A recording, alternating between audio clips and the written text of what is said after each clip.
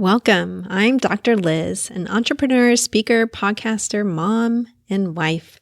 This podcast is about hypnosis, but also about all kinds of ways to help you live your fullest life, to heal, transform, to play the long game and go after the joy. You can see more about me at drlizhypnosis.com. Hop over there to get a free hypnosis file to decrease fear and anxiety, or one to increase emotional stability.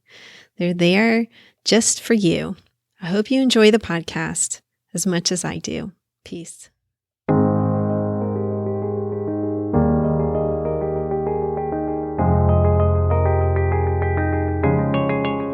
Hi everyone, Dr. Liz here. I hope you are doing well. This is interview 2 of 2 with Dr. Skyler Hamilton. Her first one was played last week on the podcast, episode 258, and that is actually a replay of her original interview, which was HM259. It was taken down a couple of years ago because at the time, Skyler was looking for jobs and didn't want to disclose her MS. It is a major consideration when you have a history of a health problem, whether you disclose that to employers or not. And at the time, she did not want to. So I took it down. In the interview, I think I referred to it as episode 21 or 23 or something, but it was actually HM259. Don't go looking for it because it's not there. Instead, check last week's episode because now she said, it doesn't matter to me. I'm in a very different place in my life. And we did the replay last week leading up to this interview. So that is HM258, episode 258.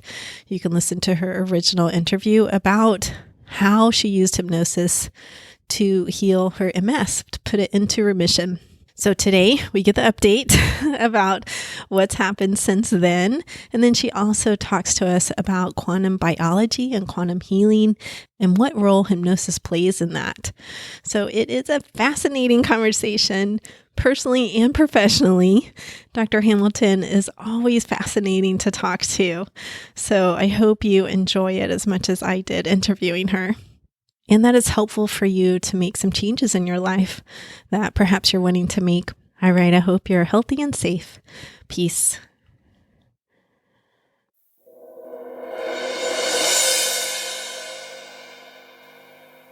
Hi, everyone. Dr. Liz here. And my voice sounds a little funny because I'm still recovering from COVID. I'm on day 5 here. So you may hear that in my voice. On the podcast today, we have Dr. Skyler Hamilton, and we both have dogs. So you may hear some dog noises in the background of the interview, but hopefully they won't be too distracting. Dr. Hamilton was on the podcast very early on, episode 23, where she talked about having MS and how she has healed that with hypnosis. So she's here to give us an update. So welcome to the podcast, Dr. Hamilton. Hello. Thanks for having me again. I'm excited to be back and give you all an update. Since then, that's been 6-7 years. We are friendly colleagues, friends. So we keep up with each other through the years. Tell the listeners who haven't heard that podcast, just tell them briefly, how you were diagnosed with MS and then how the hypnosis happened and then where you're at with it now. All right. So in 2002, I was diagnosed with multiple sclerosis, and it was progressing very, very quickly. I was in and out of the hospital. It was primary progressive, IV treatments, and ended up in a wheelchair after the birth of my second child. And I was losing vision in my left eye. So I was just deteriorating so quickly, and I started envisioning my life in a wheelchair, what my wheelchair would look like. And I was getting sicker and sicker. And I just one day was done being sick. And summarizing, it's a series of events that led up to understanding what my secondary gain is. What was I gaining from becoming so sick so quickly? Mm-hmm. And one day I just said, I'm done. I'm just done. And I thought, if I can create disease in my body with the thoughts and the stress that I'm under, why can't I create wellness? Why can't I just shift my entire perspective of this disease and create wellness? So I started imagining using hypnosis and found a hypnotherapist and started using the power of my mind to change my subconscious belief about myself, my false negative core beliefs. And then I started imagining on a cellular change, this little Mario guy from Mario Brothers with a paintbrush painting in the myelin in the holes in my brain and in my spine. Wow. And fast forward, it's 20 plus years. I haven't seen a neurologist. I don't know, maybe 8, 10, 12 years, 8 years. I just had an MRI for a back injury from falling off a horse, and there's been no lesions on my spine, no disease progression. I've been symptom free for so long. I even lose count now, and I am the epitome of health and mind heart coherence. Wow, incredible. I am always just blown away when I hear your story. No matter how many times I've heard it, it's just really incredible. And tell me, this hypnotherapy, was it one session? Was it over months? Was it a process you learned? Like, what did that look like? So it started with what I now know as auto hypnosis. This is before I had a skilled hypnotherapist. I was using my imagination when I fell asleep at night and when I woke up in the morning. And what I know now is I was in theta brainwaves. So I was just using my own imagination, a childlike wonderment imagination, my body healing. Then I sought out a very skilled hypnotherapist who started accessing my negative, false core beliefs of myself. And there's usually typically 6 to 7 common core beliefs we all share or interchangeably. I'm unlovable. My primary was I'm not important, and I'm unlovable. I'm not worthy. Those are my three primary subconscious false beliefs. So working with the skilled hypnotherapist, I was able to literally rewire my brain and rewire these core false negative beliefs that were imprinted in my life the first 7 years of life. And for every human, you imprint your subconscious mind the first 7 years of your life because you're walking around in a theta brainwave state. So through hypnotherapy, I rewired my brain and rewired the concept of myself. I am valuable. I am lovable. I am kind. I am worthy. I'm important. So in order to heal myself, it wasn't just positive thinking. That is, 100%. That's only 5% of it. I had to heal the 95% of my unknown subconscious belief system through hypnotherapy. So that's a process of like multiple sessions over time. It took about, I'd say, a year. Oh, a year. Wow. Yeah. That's like a year, like weekly or? I did hypnosis weekly for 3 or 4 months, and then I learned auto hypnosis and did it auto hypnosis. So I would say about a year in total, but maybe 20 hypnotherapy sessions. Okay. I asked because sometimes people think, you probably get these calls too, because Dr. Hamilton is a hypnotherapist herself. But sometimes people think it's just like one session. And I have to explain, like, no, this is over time that we work together and we heal these beliefs about yourself. And then I think that the self-hypnosis part, like learning that skill yourself, is a really important part of that as well. And it was Dr. Elizabeth. You can call me Elizabeth. Yeah, sorry. Skyler calls me Elizabeth. It's totally fine. It's so subjective. And this is what I tell my patients. If you put the time in, you're going to save money in pocketbook, and you have the power to heal your own mind. I'll give you the tools and you can do the work. Yes. We all have this unlimited potential. So it's such a difficult answer. Well, how long? How long? And that's when we see time so linear. And that's when I really start educating and empowering people. This isn't a linear time frame. That's an old construct. This is just a fluid and present moment when you begin to heal your own mind. Very true. Yes. Yeah. And it's even our system is set up for that linear time frame, so it is difficult to really explain that. But what's really interesting is that people who have gone through the process, who have come in specifically to work on subconscious beliefs or healing a disease process that stems from that, afterwards, they will say, like I had someone say to me, oh, this is a transformative process. Like that's how it differs from CBT or, just general talk therapy. She's like, this was transformative on a really deep level. And I said, yes, absolutely. But it's really hard to explain that sometimes upfront to people.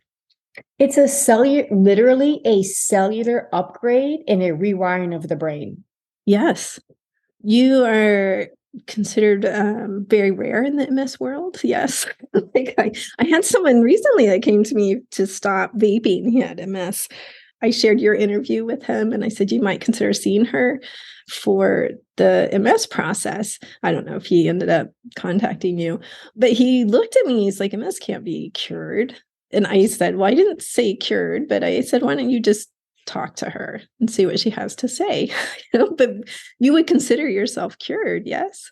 Yeah. And, 5 years ago, I would never have used the word cure. I will unequivocally use the word cure now. And I will not claim to cure other people. I do not, Yeah, but we can't. I have physicians that do that on my behalf. But yeah, I absolutely consider myself cured without a doubt. What do you mean by physicians doing that on your behalf? I actually work in medical hypnotherapy and medical therapy, and I will only see a patient once they've been cleared by a physician. Oh, okay. And after their work with me, I have had, I don't know, past 6 months, 5 people been labeled cured by the physician, whether it's ulcerative colitis, Hashimoto's, thyroid, mast cell activation. It's not my position because I don't run the biometrics. I don't run the testing. So that is physician's role to label that, not mine. I just empower the patient how to do it. Okay, got it.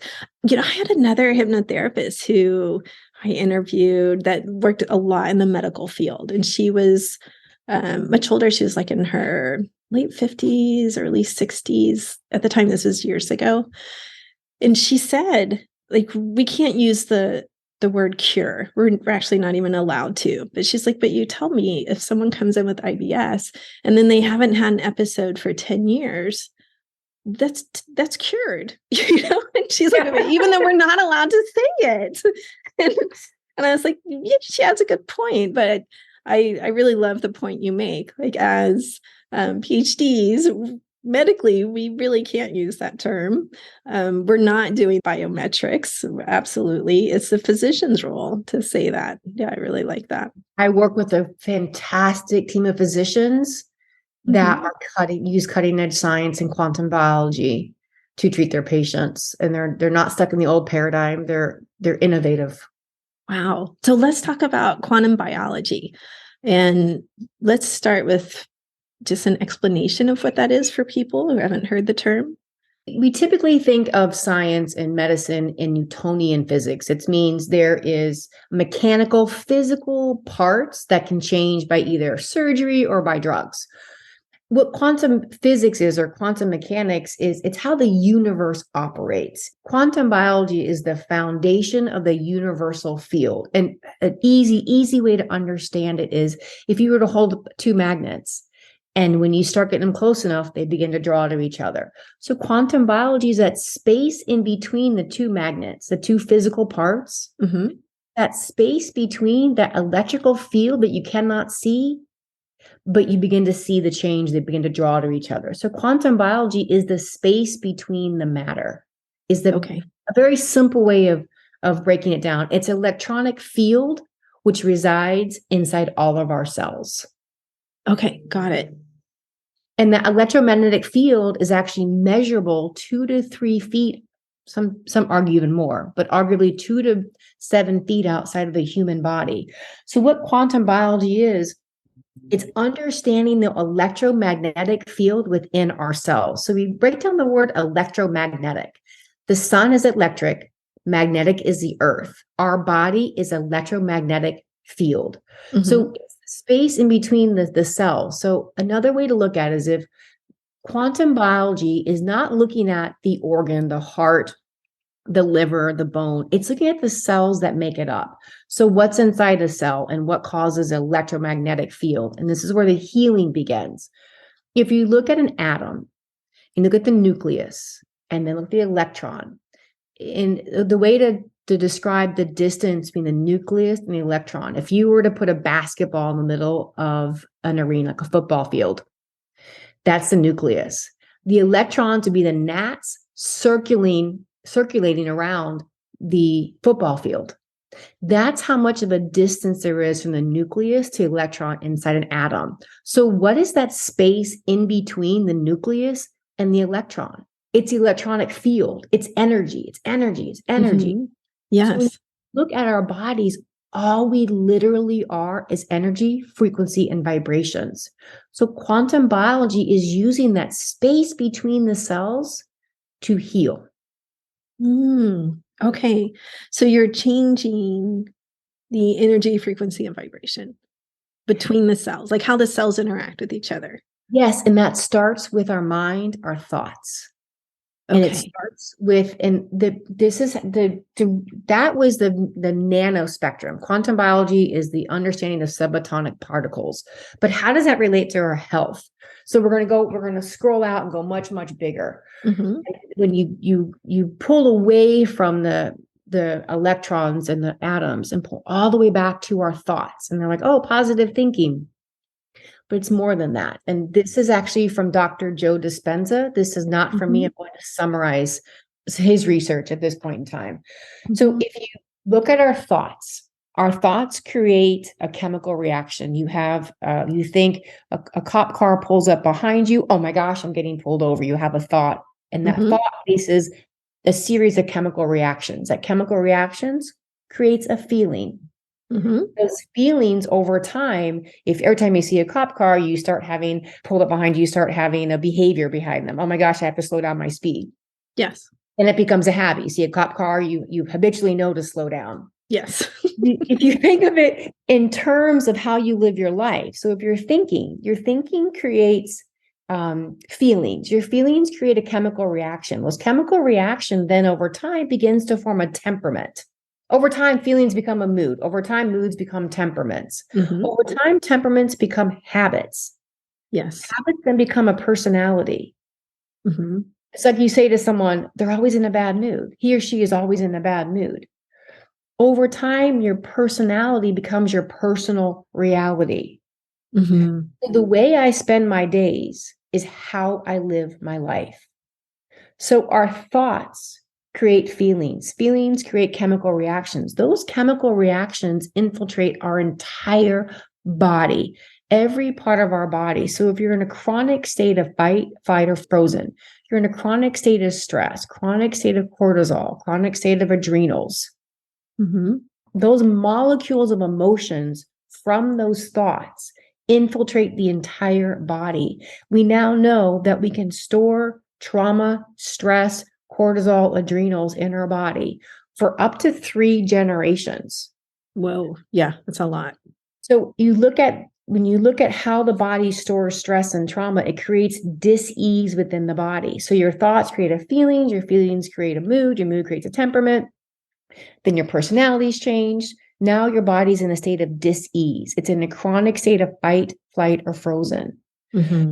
When you can begin to access the subconscious mind and start changing the way that the body responds to the thoughts, that's when you can begin to heal your body on a deep cellular level. And this is when traditional psychotherapy doesn't always work. I've seen therapists for 10 years because you're talking about the conscious mind. What people aren't doing is understanding the subconscious mind, the biology underneath it, how our thoughts create reality.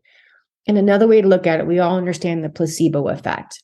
Yeah. There's a study done where, arbitrarily 20 people were told when they took this cancer treatment that 10 of them would lose their hair. Well, all 20 were given the placebo and 10 literally lost their hair. Yeah. Yeah. There's a lot of placebo studies. I think about it with the knee research, like a knee surgery. There's a famous one where they took the control group and pretended that they did knee surgery on them and even made the incision and all this stuff, right? And they ended up better functioning, everything than the group who actually had the knee surgery.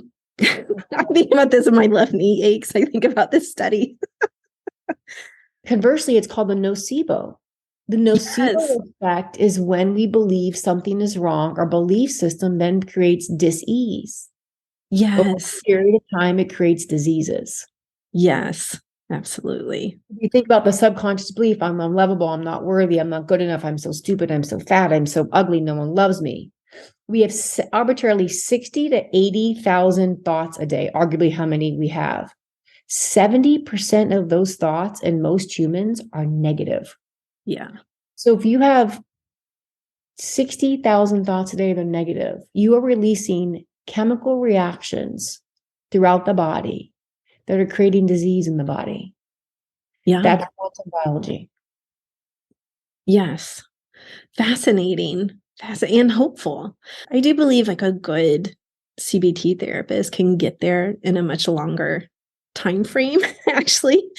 But I think hypnosis, again, you're talking about time that you're working with someone, but it's not 10 years typically. You're talking 6 months, a year, something like that, to where the person is really healing on a much deeper level than just the talking. Agreed. Well, so it's even could be as shorter than 6 months. Yeah, I they have can.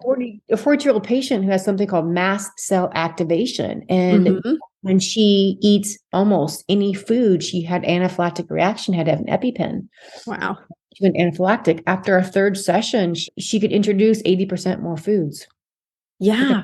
Very quickly. Yeah, I believe it. Yeah, mast cell, I am actually familiar with that from another area that I know about. And it's extremely rare, but it affects her life so much. It really does. And again, yes, it could be much faster than 6 months, let's say. But it's certainly faster, I believe, than CBT. CBT isn't healing mast cell typically. It's giving support. It's changing how you think about some things.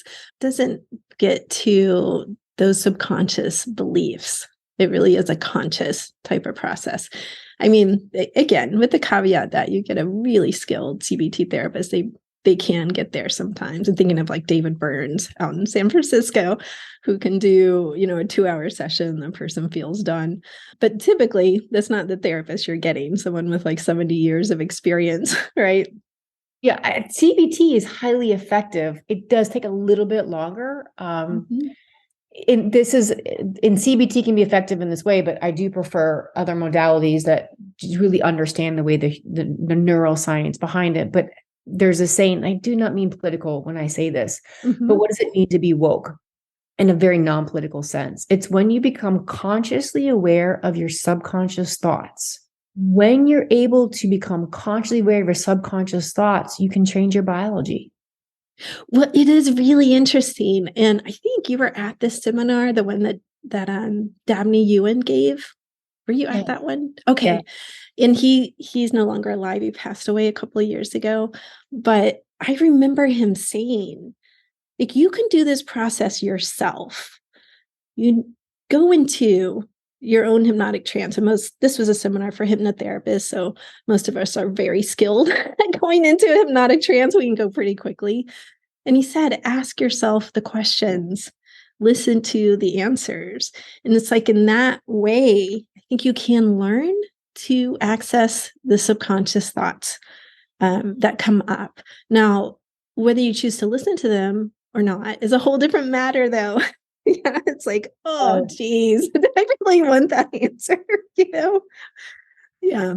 So true. Because we operate 80, 90% of our day playing a tape recorder, the back of our mind, which is subconscious. Yes. And then you become aware of, oh my gosh, I'm calling myself, typical for women is I'm so fat. It's just I'm fine, a 70-pound woman. She's saying to herself, I'm so fat. That's indicative of many women. Oh my gosh, I'm so fat. And you become aware of it. Oh, I'm so stupid. I shouldn't be saying that about myself. Well, now you're beating up your subconscious mind, and it's causing more distress and disease in the stress response in the body. From my perspective, after going through a very similar process that you went through, what both of our mentors called core healing, and now I just really consider it hypnosis, like regressive hypnosis. I don't know, however you want to call it. Doesn't really even need a label. But after going through that process myself, it's those subconscious beliefs completely shifted. So let's say before it was 90% of my day that I felt self-loathing, it really shifted to like the occasional thought that then I could catch of like, oh, what's going on here? Why am I feeling that way? Let me take a look at it.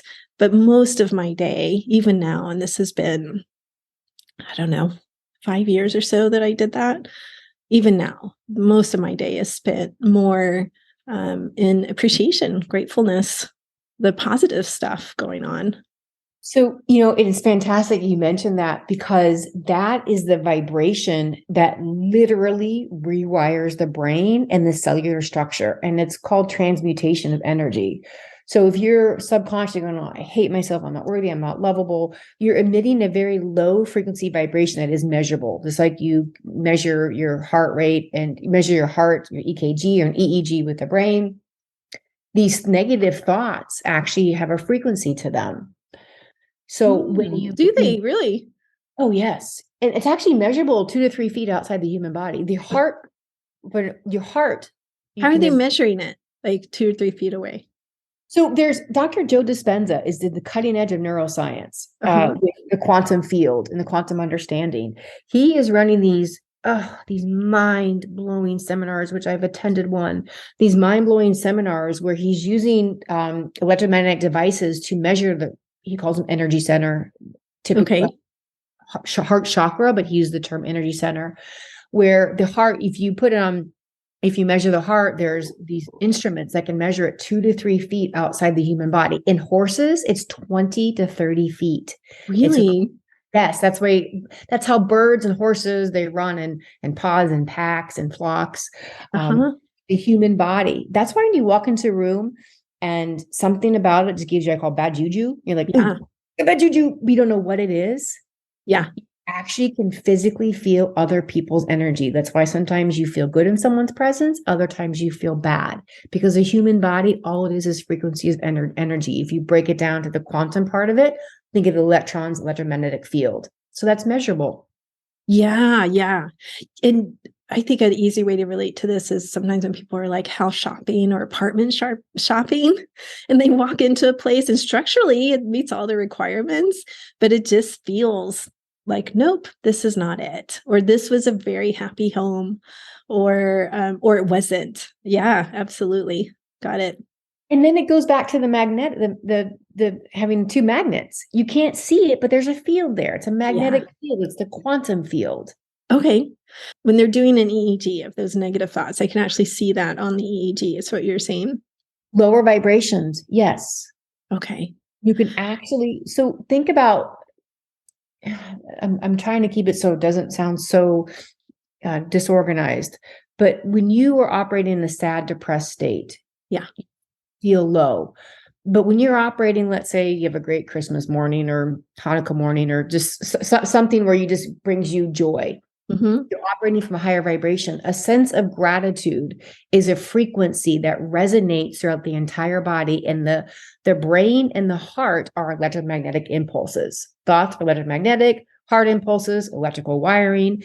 When you're experiencing the sense of gratitude, the electrical impulses from the mind, the brain, electrical impulses from the heart become in a coherence, like a metronome operating at the optimal pace. Ah, interesting. When we experience a sense of gratitude, when I teach people, when you first start this process, well, how do I rewire my brain? I literally start with find gratitude. I just said this the other day. I had a client saying, I just want 5 minutes of like peacefulness, happiness. And I said, well, that is easy. He's like, what? I said, that's super easy. Start writing a gratitude list. That's it. It shifts you into a more positive state. You will end up feeling peaceful or happy, at least during those 5 minutes. But we know from research for far longer. And he was like, oh my God, like a year ago, that would have sounded really cheesy to me. But he's like, but I trust you because you helped me so much. I'm like, I'm telling you, like, it is so easy. You didn't really need to pay me a lot of money to teach you that. But here you are. So and that's you hit the nail precisely on the head. It's a state of being. Yeah. If we how we live our days is how we spend our life. And if you live your days in stress, your life is stress. Therefore, your health is going to be indicative of that. Yes. If you live your days in gratitude for the tiniest thing, like I was walking down the stairs, I've had 2 ACL replacements, and I was like, thank you so much for my ability to walk down these stairs. It's just taking 3 seconds to just get the coherence in my frequency of my body to just feel gratitude. Yes. Yes. And by the way, for the listeners, if you exchange gratitudes with someone, like you have a gratitude partner, the effects of that positivity actually more than double in Oh my, terms. Yeah. I am gonna, girl, I am just gonna just highlight that for those in the back room, say it even louder. Yeah. It's so true. And I have a friend where we send our gratitude every day, and it's not always, first thing in the morning. And of course, we miss a day here or there. We're not trying for perfection here, but it is a really interesting process of, yeah, I am doing this for myself, for her, for both of us to feel more positive throughout the day. There's also research around chronic pain, how it decreases the pain levels for anyone dealing with chronic pain. Just simply writing that gratitude list. That's it. It's so easy, right? I mean, to us, it looks so easy. But once you begin doing it, it actually does become easier. So, like you were saying, then you begin to feel like your life is easier. So how I started when I was going through a difficult time in my life, I had to start practice all that I've known, walking through a couple of dark valleys, shadow nights, just horrible times. I've had, okay, go back to basic, go back to what you know. And I couldn't feel gratitude, but I knew this was the process to get back to being a mind heart coherent. So I'd write down, I am grateful for, and I'd write Mhm. down a friend's name. I'm grateful for my dog. I'm grateful for my children. I'm grateful for my knees. I'm grateful for my breath. But I couldn't feel gratitude. But I could write it down. I am grateful for. But Yeah. writing down the statement, I am, you begin to take ownership. Whenever Yes. we say I am, we own something. I am sick. Well, you just took ownership of being sick. Yes. I have MS. We used to take ownership of MS. I always say I was diagnosed with MS. I never said I have MS. You Ah, say, I am grateful. You are taking ownership. You take ownership of that for a week or 2 weeks or 3 days or 2 days. One day you're going to actually say, I feel grateful. yeah. Feeling grateful is very different than I am grateful. Feeling grateful elicits a neurobiological response that begins to rewire our brains and our bodies and our energy, frequency, and vibrations. So if you don't feel grateful yet, which is very difficult to get to in very dark times, Yes. start with I am grateful. Yeah, it's a great tip. And the brain will start looking for ways to start feeling grateful, because I am is a state of being. Be very mindful of the words that you choose. I am sick. I am chronically ill. I have a disease. I am a victim, because the body will memorize what the brain has told it. Yes. Yes, it will begin to look for that. Absolutely. Yeah. And you can prime yourself for that. You can say to yourself, um, I'm going to look for the smallest positive change today. Yes. Yeah, absolutely. I It, started off, sorry, please go ahead. no, go ahead. I used to say when I had to restart this. So to give a summary to listeners, I healed myself from MS, but then I went through another very, very dark time in my life as I had to leave a very abusive situation. So I had to start all over from scratch. I was having, they wanted to put a pacemaker in my heart. And I was like, no, no, no, no, wait, give me 6 months. I know how to do this. My electrical wire in my heart was all off. And it was as a result of the abuse. So I was like, wait, give me 6 months. This is what I do. So I had to literally start from the bottom up all over again. So during this process of just tearing it down and starting from scratch, it was just beginning to imagine how I wanted to feel. I couldn't comprehend what peace felt like. I couldn't comprehend what gratitude felt like. But if I kept saying, I am a victim, I am sick, I have a heart condition, I would become that. So I knew in order to become something different, I had to change my neurolinguistics, my language of my brain. I Yes. am healthy, I am well, I am healing. Yes. That's because I couldn't feel it yet. I couldn't feel any of those things. I couldn't feel anything. I was numb, broken, despaired. I couldn't feel. But Hmm. I knew how to begin to feel again was just by changing my language. Then my body would follow with the feeling eventually. Yeah, incredible, incredible. And evidence does support that. Absolutely. The body will eventually catch up to you, to your mind. And this is, Yeah. I'm going to cite Joe Dispenza again, and I'll give a list at the end of researches I've based my modality on. But the body cannot tell the difference of what the brain is imagining or experiencing. Yeah. And that's when we wake up from our dream. It feels like we really have fallen off a cliff and your body's responding. And all you do is imagine it. So throughout the day, if you're imagining all these horrible things, well, what if this happens? What if that happens? What if I get fired? What if I can't pay my bills? Your body's in a perpetual state of fight, flight, or frozen, which creates disease. So even if you can't feel it, you can begin to subconsciously rewire the brain by just thinking, I am healthy, I am healing, I am well, I am financially abundant, I am lovable. The feelings become part of the body, and that's when the cellular quantum biology changes. Okay, got it. It's really incredible. So, as a hypnotherapist, what are you doing to ratify that? Like, are you exploring that with them? I mean, to give you an example, in my practice, I used to just ask for like 10 qualities that someone wants to be or feel when I was just doing core healing. And I realized like how valuable that was because it oriented people to how they wanted to be and feel. So I began asking that as a standard intake question of like anyone who came to me, for whether it was for hypnosis or not, of how, give me 10, a list of 10 of how you want to be and feel. Like That's exactly what I do. That's so funny. This is so, this, we don't need to know people's trauma. And we definitely, trauma-informed care does not rehash it. right. How do people want to talk about their past? And I understand that's very therapeutic and has many, many qualities. But I'm interested in how do I heal your future? How do you want to feel? Because I can get you to feel how you want to feel. And that's one of the Yes. exact same questions I ask. How do you want to feel? I get how you feel. How do you want to feel? Absolutely. Yes. And it is a shift for people because I think they are used to therapists who just want to talk about the past. And I have the same reaction. I mean, maybe that's why we become hypnotherapists. I don't know. Of yes, I need to know your story, but we are not getting stuck in it. We are moving towards the future of how you do want to be and feel, because I'm assuming if you're here, you want to be and or feel differently than how you came in. This is why you're seeing me. So we start there. Yeah. So for hypnotherapy, how is it used? Yes, the first question, it's interesting. We haven't even compared notes on this. I do the same thing. Tell me how you want to feel.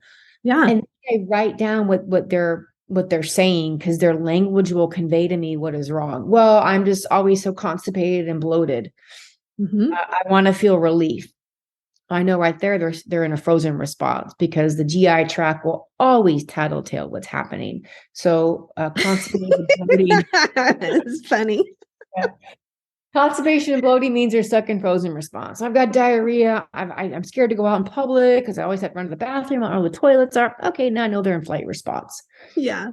I'm just, my heart is always racing when I know they're in fight response. They're really pissed off. Yeah. How I want to feel relief. And then, so for hypnotherapy, it's first thing, and Elizabeth, you know this, it's raising their self-efficacy, their self-confidence to know that they have the power to heal themselves, that they are not a victim of what other people told them that they are. Yeah. Yeah. So the second thing is understand what they want to feel. The second thing is building up we call ego state, building up their self-confidence that they have the power to do this. So the second phase of hypnotherapy is empowering. Yes. And then I'm just going to break it down to a formula, and it's understanding what inner child wounds that they're still carrying that happened the first 7-8 years of life. And that's where the subconscious programming comes in. I'm unlovable. I'm unwanted. I'm not good enough. I'm not smart enough. I'm not pretty enough. And it's getting to that inner child ego state work, healing those wounds, and then using quantum biology to catapult them into health that they didn't even know was comprehensible, living in a perpetual state of joy. And it's actually called a quantum leap. Yeah. Yeah. And to really break, that's the quantum leap equals transformation. right? On This, a deep cellular level. Yes, exactly. yes. Yeah, it is really interesting because when you do that type of work, you do end up feeling changed. It is a leap. It's not just like going back to your regular life and feeling the same way. Absolutely not. And I watch Quantum Leaps 3, 4 times a week. And every time, I kid you not, I start bawling like a baby. It is the most miraculous. Oh, I am one of those therapists that cries. Absolutely. I cry for the joy, not the trauma. I'm in my clinical brain. But when I Yeah. see a transformation, I can't be a doctor. I am a human witnessing this miraculous moment, and I sob with them in joy. Yeah. And what I see happen is they're in the same room, because I do virtual. They're in their same room, same house, same car, same job, same family, but the world looks different. Yeah, absolutely. It does. And it's Yeah, like this. and the world is different. Like it is literally perceived differently by them, by your brain, by your body.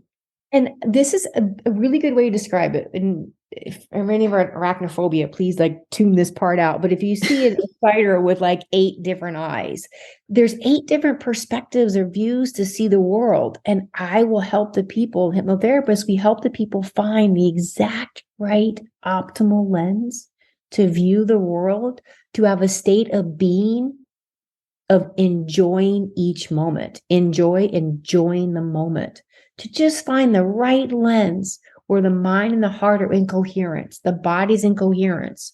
When you live in gratitude and you feel peace, the body just simply follows and you create wellness. That's a wonderful, wonderful way to put it. Yeah. Doesn't mean you don't have to do the dishes. You still do. But, You still have the human but the experience. dishes may feel a lot better. Yeah. I always say, just get me through this human experience. I want to get back to my happy place. Right. Well, the water may feel really warm and nice running over your hands. You may be very grateful to have a dishwasher or food or plates to wash because you had food. I don't know. Insane. Well, you are so inspirational, Skyler. We are coming to the end of our time together, but thank you so much for being here. Do you want to give us some of the references? I know you cited Joe Dispenza. I don't know if there's others you want to talk about, and also let people know how to contact you. Joe Dispenza, brilliant work. I just highly recommend it to everyone. Anywhere that strikes you interest, click on the YouTube link. Bruce Lipton is how I started Biology of Belief. Yeah, It's wonderful book. Yeah. And if you want to get a little more scientific, Candace Pert, she is the grandmother of Molecules of Emotion. A female, started it all. Yeah. She's long since passed, but Molecules of Emotion is a fantastic one to start with. And then if you're healing from trauma or chronic illness, Peter Levine is another one. So Bruce Lipton, Joe Dispenza, Candace Pert, and then Peter Levine or Levine. Those are the 4 basics that I just tell everyone to start. And YouTube is a great way to start. Yeah, and Joe Dispenza is all over YouTube. He has the free ones on YouTube, but he also has paid files that I love. I think I listened to his morning one for about a year every morning while I was working out. That's when I would do it. People imagine like you're in a meditative state when you do that, but mostly I just listen to him when I work out. Like, this is fantastic. Yeah, I listen to it while I'm walking, actually, because a lot of science behind walking. And yeah, so those are great starts. And I can be found, actually, I'm on TikTok, Dr. Sky. Yes, I love your TikTok. I'm a big fan of TikTok. So I'm always no makeup and a baseball cap most of the time. FYI. Yeah, but you give really good information on the TikTok, a lot about narcissistic abuse, but also other stuff. Yeah, and just mind body healing, and then also drsky.net, my website. Okay, drsky.net. Wonderful. Well, again, thanks for being on the podcast again, and I'm always so grateful for your wisdom. I'm very appreciative of you. Thank you so much, and allow me the opportunity to just help empower other people. I'm truly appreciative.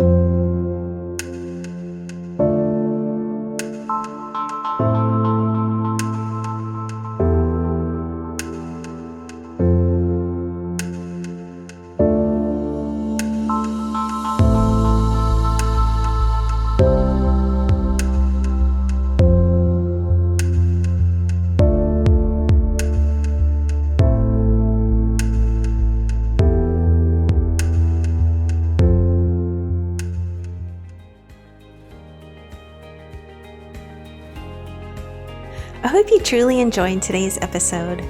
Remember that you can get free hypnosis downloads over at my website, drlizhypnosis.com, DRLIZ hypnosis.com.